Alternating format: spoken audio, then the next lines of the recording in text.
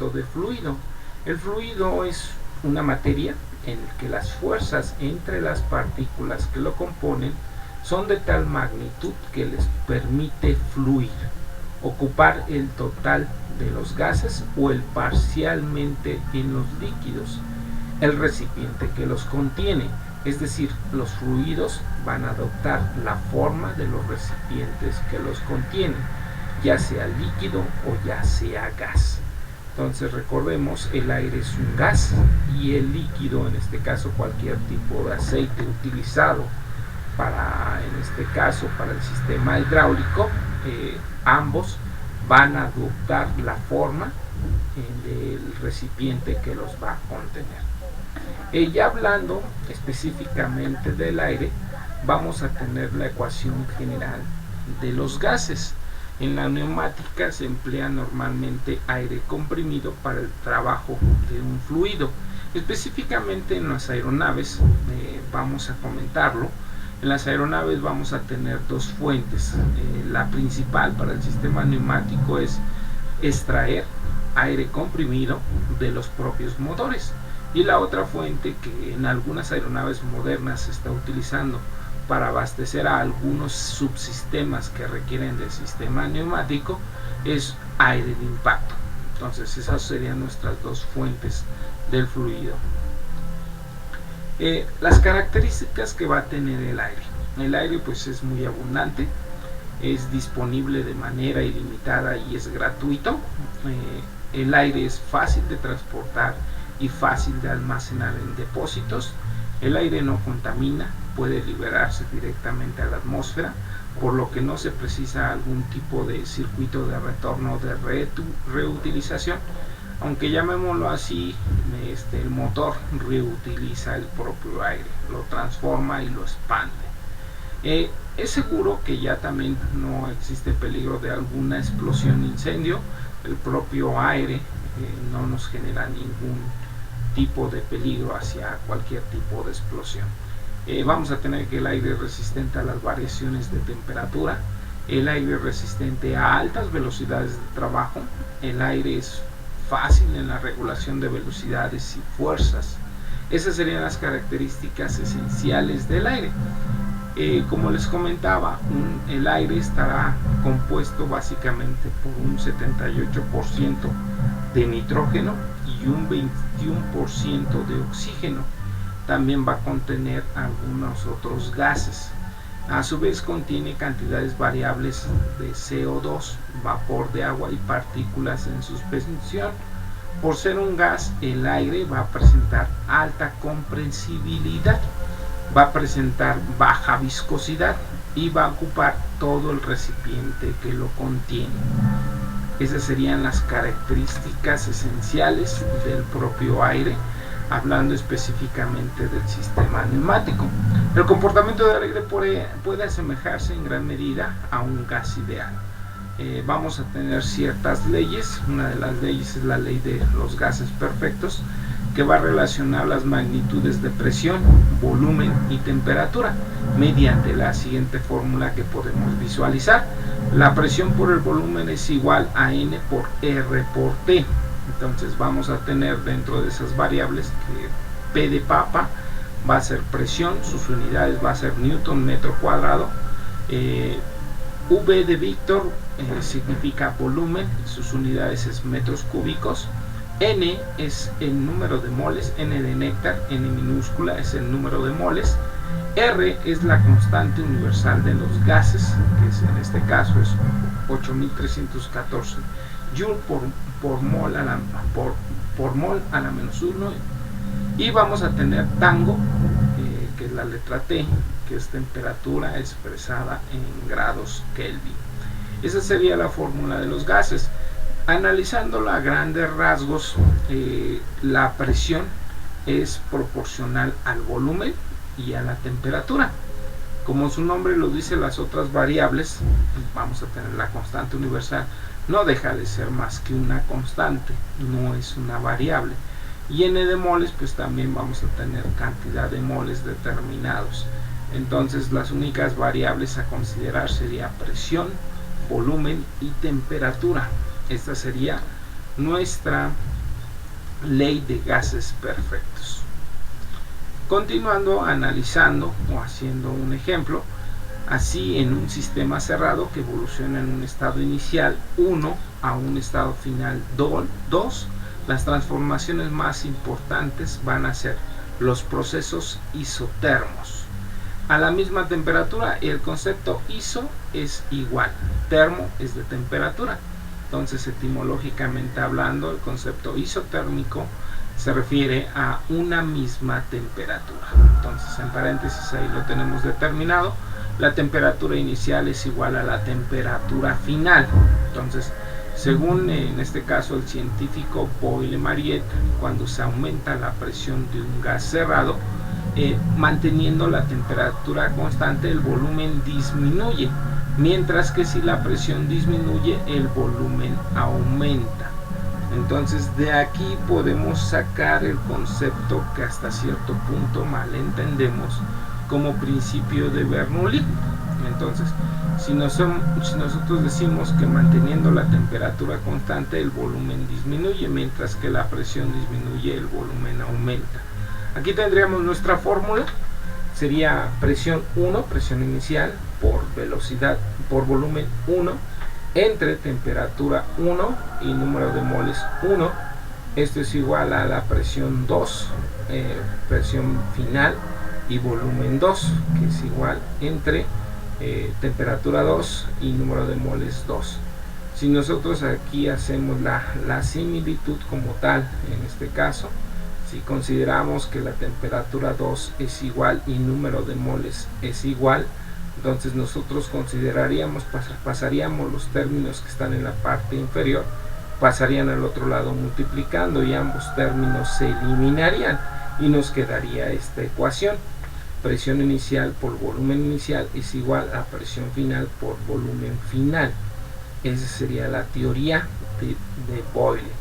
Vamos a analizar un poquito más a fondo viendo un video que nos explica lo que es un proceso isotérmico, que habla referente a un proceso en el cual vamos a tener la misma temperatura. Vamos a ver este video, vamos a abrirlo y vamos a analizarlo.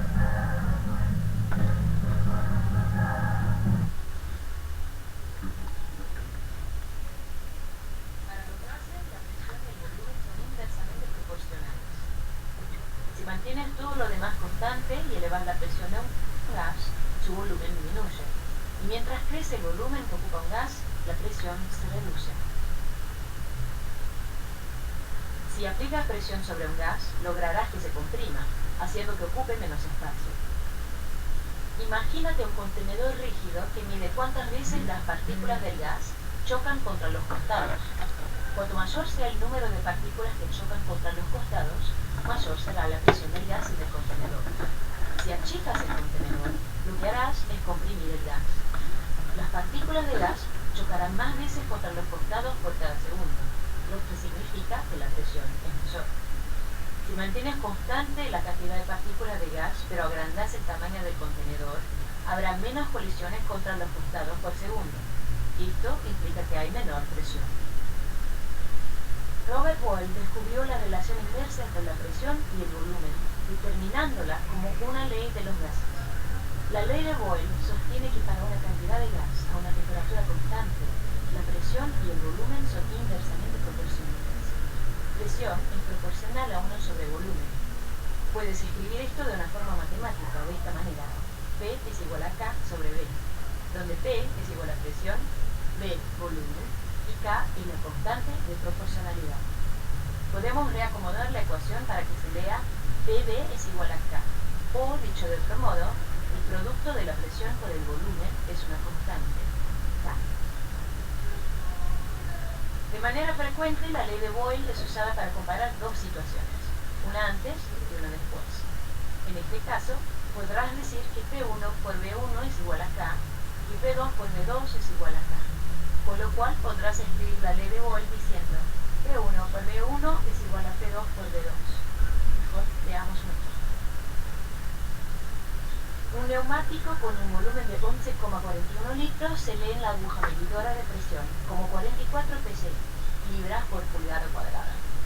¿Cuál sería la nueva presión del neumático si lo comprimieras y dejara su volumen en 10,6 litros?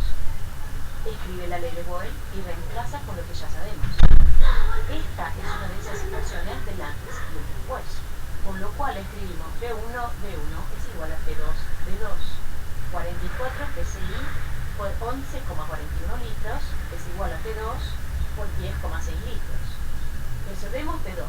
Dividimos ambos lados por 10,6 litros.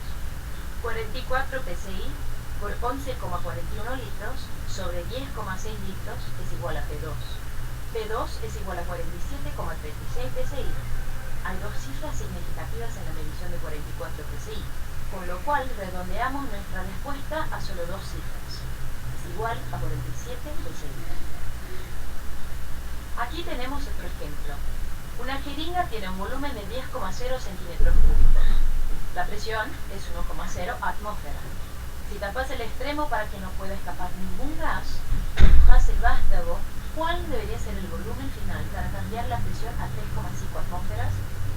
P1V1 es igual a P2V2. 1,0 atm por 10,0 centímetros cúbicos es igual a 3,5 atm por V2. Resolvemos V2, dividimos ambos lados por 3,5 atm. 1,0 atm por 10,0 centímetros cúbicos sobre 3,5 atm es igual a V2. V2 es igual a 2,9 centímetros cúbicos. La ley de Boyle vincula la presión con el volumen, pero existen otras leyes de los gases que se relacionan con otras variables esenciales vinculadas a ellos. La ley de Charles rige en la relación entre la temperatura y el volumen. La ley de Gay-Lussac rige en la relación entre la presión y la temperatura. Y la ley combinada de los gases pone a las tres juntas: temperatura, presión y volumen. Ten en cuenta que para usar cualquiera de estas leyes, la cantidad de gas debe ser constante. La ley de Avogadro describe la relación entre el volumen y la cantidad de gas, por lo general en términos de M, la cantidad de moles. Cuando combinamos las cuatro leyes, obtenemos la ley ideal de los gases. Para decidir cuál de las leyes de los gases utilizar al momento de resolver un problema, te conviene hacer una lista para saber cuál es la información que tienes y cuál es la que necesitas. Si no cuentas con una variable y si se mantiene constante en el problema, entonces no la necesitarás en tu ecuación.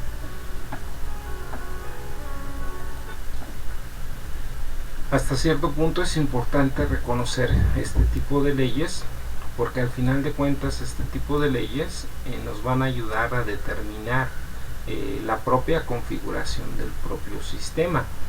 Yo les comentaba que en el sistema neumático, en este caso en las aeronaves, nosotros vamos a extraer aire comprimido que va a venir directamente de los motores.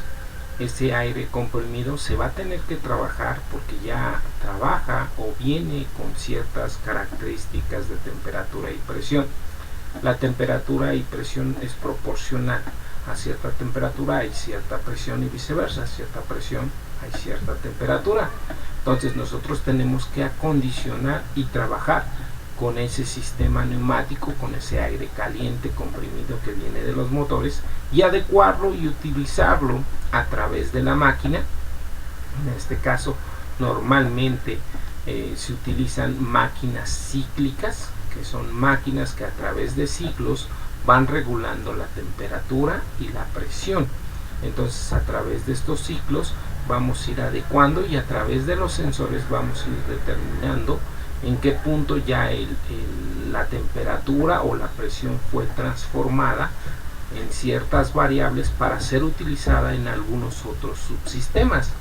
El ejemplo y la frase clásica: el sistema neumático de una aeronave es el encargado de abastecer de aire caliente, de bleed off, de purga caliente, a otros subsistemas del propio avión. ¿Qué otros subsistemas utilizan el sistema neumático? Tenemos el sistema de antihielo, el sistema de presurización, el sistema de aire acondicionado, etcétera, etcétera. Imagínense si nosotros utilizamos directamente el aire que viene de los motores, es un aire muy caliente a alta velocidad, y lo mandamos para que sea abastecido como aire acondicionado. sería ilógico. Tendríamos que primero pasarlo por una máquina que lo adecue, baje su temperatura y lo acondicione a como nosotros lo queremos utilizar dentro de la propia aeronave. Entonces, ya analizando diferentes tipos de leyes que vamos a utilizar, estas leyes termodinámicas nos van a ayudar a poder analizar el propio diseño de los propios sistemas. Ahora vamos a conocer lo que es un proceso isobárico. Así como comentamos que es un proceso isotérmico que mantiene una temperatura constante, ahora nos estamos refiriendo a isobárico. Iso se refiere a lo mismo, a igual, bárico se refiere a presión.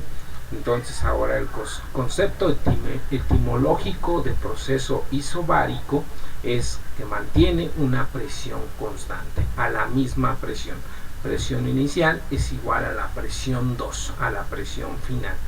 Esta ley fue establecida por el señor Gay-Lussac, en el cual modifica el volumen del gas encerrado en un recipiente manteniendo la presión constante.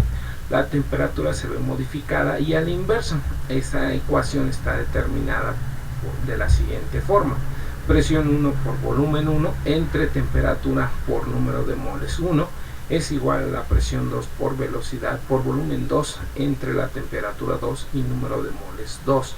Igual, si nosotros consideramos que tanto la temperatura como, más bien en este caso estamos considerando que la presión 1 es igual a la presión 2, significa que P1 es igual a P2 o P2 es igual a P1, vamos a poder eliminar esas variables. Significa que quedan eliminadas las presiones y en consecuencia también quedarían eliminados los números de moles. Entonces, eliminando presiones y número de moles, la fórmula quedaría de la siguiente manera: volumen entre temperatura 1 es igual a volumen 2 entre temperatura 2.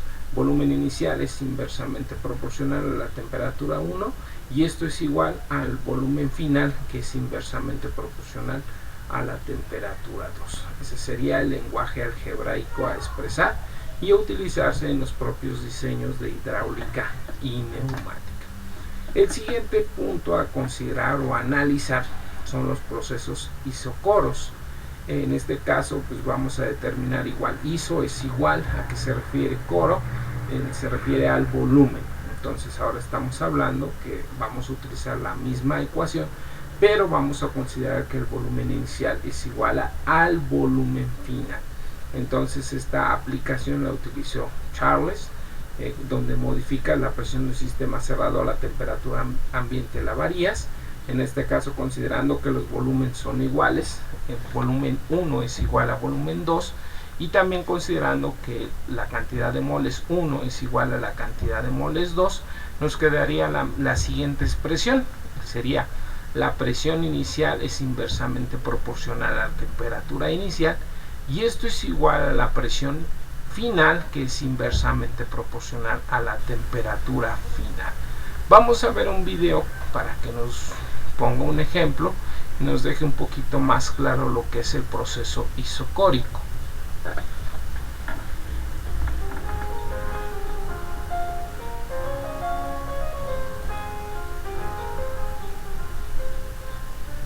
Para cualquier gas, la relación entre la temperatura y el volumen es directamente proporcional. Si todo lo demás se mantiene constante, a medida que suba la temperatura, el volumen también aumenta. Y cuando baja la temperatura de un gas, también lo hace su volumen.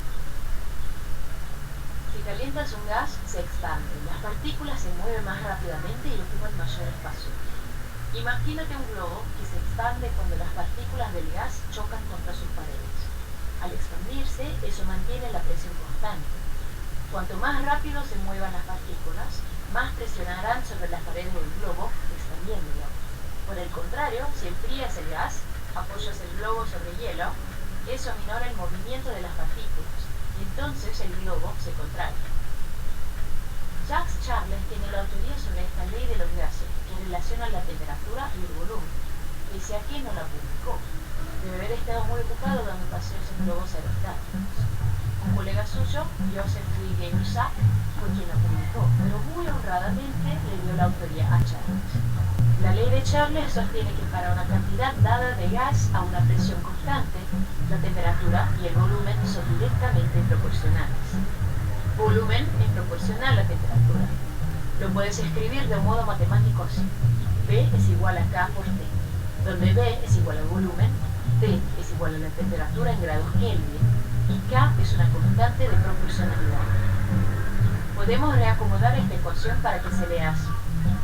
V sobre T es igual a K, o, dicho de otro modo, la proporción del volumen sobre la temperatura es una constante, K. Con mucha frecuencia la ley de Charles es utilizada para comparar dos situaciones, un antes y un después. En este caso, podrás decir que V1 sobre T1 es igual a K y V2 sobre T2 es igual a K, con lo cual podrás escribir la ley de Charles de esta manera. V1 sobre T1 es igual a V2 sobre T2. Veamos un ejemplo. Un globo aerostático posee un volumen de 2.800 metros cúbicos a 99 grados Celsius. ¿Cuál será el volumen si el aire es enfriado a 80 grados Celsius? Escribiremos la ley de Charles en el formato del antes y el después. V1 sobre T1 es igual a V2 sobre T2. Sustituimos por lo que ya conocemos. Recuerda convertir las temperaturas a grados Kelvin. Kelvin es igual a grados Celsius más 273,15. T1 es igual a 372,15 Kelvin. T2 es igual a 353,15 Kelvin. 2.800 metros cúbicos sobre 372,15 Kelvin es igual a V2 sobre 353,15 Kelvin. Resolvemos V2, multiplicando a ambos lados por 353,15 Kelvin. 353,15 Kelvin por 2.800 metros cúbicos sobre 372,15 Kelvin es igual a V2. V2 es igual a 2.657 metros cúbicos. Aquí tenemos otro ejemplo. A 0 grados Celsius un gas ocupa 22,4 litros. ¿A qué temperatura debería estar en grados Celsius para alcanzar un volumen de 25,0 litros? V1 por T1 es igual a V2 por T2. Convertimos la temperatura a grados Kelvin. Kelvin es igual a grados Celsius más 273,15. T1 es igual a 273,15 Kelvin. Sustituimos por lo que ya conocemos. 22,4 litros sobre 273,15 Kelvin es igual a 25,0 litros sobre T2. Resolvemos T2. Me gusta multiplicar cruzado. 22,4 litros por T2 es igual a 273,15 Kelvin por 25,0 litros. T2 es igual a 273,15 Kelvin por 25,0 litros sobre 22,4 litros. T2 es igual a 304,9 Kelvin. Convertimos a grados Celsius. Grados Celsius es igual a Kelvin menos 273,15. T2 es igual a 31,7 grados Celsius. La ley de Charles vincula la temperatura y el volumen de un gas, pero existen otras leyes de los gases que relacionan otras variables esenciales asociadas con los gases. La ley de Boyle describe la relación entre la presión y el volumen. La ley de Gay-Lussac rige la relación entre la presión y la temperatura. Y la ley combinada de los gases pone a las tres juntas: temperatura, presión y volumen. Ten en cuenta que para usar Lo interesante es determinar debe ser constante. qué tipo de ley vas a aplicar. La relación entre el volumen y la cantidad de gas, por lo general en términos de N, la cantidad de moles. Cuando combinamos las cuatro leyes, obtenemos la ley ideal de los gases. Es importante reconocer si es un proceso isobárico, isotérmico, isocórico, y a partir de reconocer el tipo de proceso, vamos a determinar si ocupamos la ley de Charles, la ley de Boyle, la ley de Gay-Lussac o la ley de Avogadro. Dependiendo de la identificación del proceso, nosotros vamos a trabajar en el propio diseño del mismo sistema. Entonces es importante reconocer proceso isobárico, proceso isotérmico, proceso isocórico dentro de nuestro diseño de la propia aeronave. Entonces vamos a dejar de tarea el siguiente ejercicio. Vamos a ver este ejercicio. Este es el ejercicio que dejamos de tarea. para que lo vayan copiando. Entonces vamos a dar 2 minutos para copiarlo. De todos modos les voy a tomar la foto y se las voy a mandar al grupo para que lo tengan. ¿Dudas, preguntas? Profe. No, profe, ninguna. Adelante, adelante, gracias. Yo tengo una pregunta. Uh-huh. ¿Qué pasa cuando, por ejemplo, a la hora de aterrizar al avión te llega a fallar el sistema de aterrizaje? En cuestión del sistema de hidráulico. El sistema hidráulico, como en muchos sistemas, vamos a tener que tenemos sistemas redundantes. El sistema hidráulico, en este caso en la aeronave, vamos a tener el sistema primario y el sistema secundario y el sistema de reserva. Entonces, si llegara a fallar el sistema primario, entra el sistema secundario, y si llegara a fallar el sistema secundario, pues entra el sistema de reserva. Están catalogados por 3 colores, es verde, amarillo y rojo. Entonces, y luego aún así, si nosotros no podemos bajar el tren de aterrizaje de forma hidráulica, lo podemos bajar el tren de aterrizaje de forma mecánica. Entonces tendríamos otro tipo de alternancia en el mismo sistema. No sé si quedó clara tu duda. Sí, profe, y a la hora de despegar, en dado caso que igual llega a fallar, no le pasa nada a los neumáticos o algo así por la presión de la atmósfera. Al momento de despegar, lógicamente los neumáticos, al momento de sentir una explosión, vamos a llamarlo así, aunque realmente no están diseñados, el neumático se contrae y se guarda, pero el propio sistema está diseñado que en dado caso de que cualquier neumático se llegue a ponchar, de cierta forma tiene que guardar cierto tiempo. Despega el avión y el avión detecta que ya se le ponchó un neumático. ¿Qué es lo que va a hacer el avión? Pues prácticamente va a seguir volando con el tren de aterrizaje abajo, para evitar al momento de contraer el propio tren, que este tren que ya explotó esté caliente y pueda dañar uno de los sistemas hidráulicos que están dentro del foso del tren. Entonces, en el despegue, si llegara a poncharse un neumático, eso es lo que pasaría. Si llegara a fallar el sistema hidráulico al momento del despegue, pues lógicamente primero lo tienes extendido, despegas y pues vas a tener extendido el tren de aterrizaje. ¿Cuál es el siguiente procedimiento? Pues que el piloto le comunique a la torre de control que no puede subir el tren de aterrizaje porque tiene un problema de sistema hidráulico. Inmediatamente lo que va a hacer es regresar al propio aeropuerto. En dado caso de que supongamos que el avión fuera en pleno vuelo, que como ha pasado en ocasiones, y de repente el sistema hidráulico empieza a fallar, el capitán lo notifica, se da cuenta de la cantidad de líquido hidráulico a utilizar y va a ir monitoreando la cantidad de líquido hidráulico que va a ir perdiendo y va a determinar un punto donde aterrizar. En ocasiones, pues te comento, los aviones están diseñados con 3 sistemas hidráulicos, vamos a llamarlo así: el sistema primario, el secundario y el de reserva. Si se agota el primario, entra el secundario, y si se agota el secundario, entra el de reserva, y eso nos va a dar tiempo para poder llegar a un aeropuerto alterno. Todas las planeaciones van a tener tipo de clasificación de planeación de vuelo. Vamos a tener operaciones EROPS, vamos a tener operaciones ETOPS, ETOPS 120, ETOPS 270.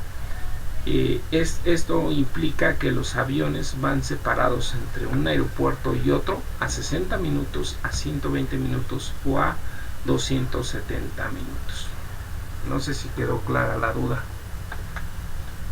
Sí, pero y la última, ¿cómo es eso del sistema de reserva? Porque tienes más llantas o no sé. En el neumático, en las llantas no, lo que pasa es que a lo mejor estás confundiendo el término. Neumático es llanta. Sistema neumático es el sistema que trabaja con aire en el avión y no tiene nada que ver con las llantas. Entonces, ¿a qué me refiero? Al sistema de reserva. Vamos a tener sistema de reserva en sistema hidráulico y en sistema neumático. En llantas solamente lleva las llantas que el avión trae puestas, entonces que se malentiende como neumáticos, ¿vale? Son neumáticos, son llantas, ¿vale?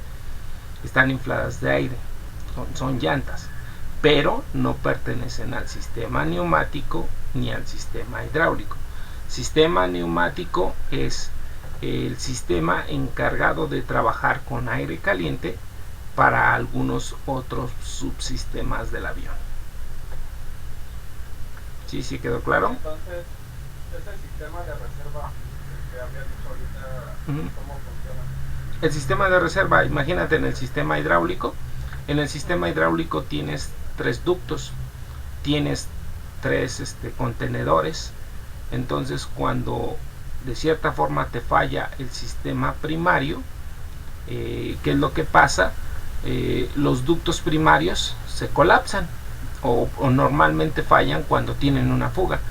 Se empieza a tirar el líquido hidráulico, el aceite se empieza a tirar y pierde presión.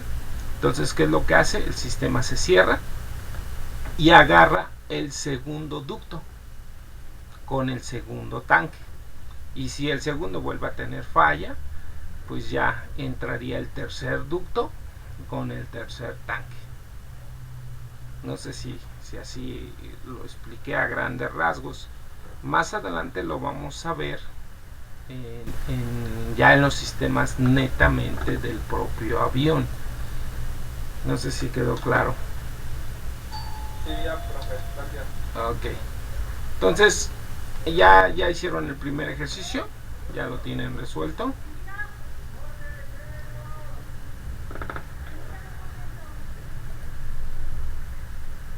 ¿Quién me pudiera decir el resultado del primer ejercicio? Profe, ya lo acabé. Estoy bien. A ver, adelante Isaac, ¿cuál sería tu resultado? Soy Plata 10. Adelante Plata 10. 10 bares. Ok, vamos a analizarlo. Dice: un gas que inicialmente ocupaba 5 litros se comprime a temperatura constante. ¿Qué tipo de proceso sería?